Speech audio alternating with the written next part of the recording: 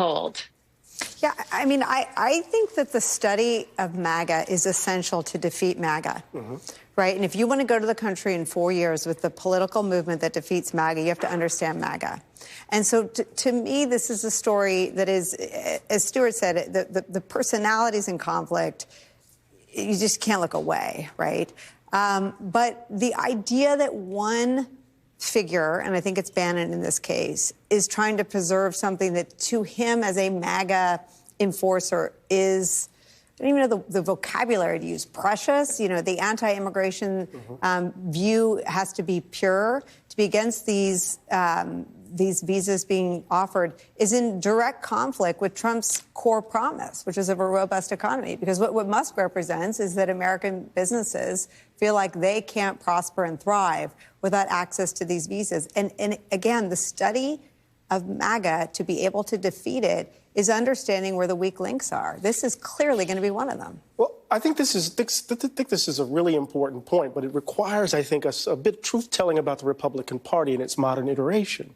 There's always been at least these three elements, these three tendencies: corporatist, libertarian, and nativist. Right, right. You know, and so what? Let me write that down, because this is okay, so this is a really important point, right? In the sense that you've always had these three components, and Ronald Reagan was able to balance them in interesting sorts of ways. And so what we have here is the plutocrat, right, in Elon Musk, right? Greed, pulling, kind of advancing its interest, and you have right-wing populism. Right. Right-wing populism that sometimes is expressed in terms of an emphasis in the American worker, but it takes the form of xenophobia, it takes the form of nativism, it takes the form of hatreds. So we have the collision of greed and hatred right in front of us, right? And that's at the heart of Trumpism, of MAGAism. It's always been greed, always been selfish, it's always been hatred, and now it's in full view. What's so amazing about your articulation is it's like two tarantulas in a bowl. There's nobody to root for, right? Because you're watching this like ugly collision where Musk is arguing for his own bottom line, Bannon is arguing for sort of the ideologies at the root of MAGA's sort of nativist underbelly.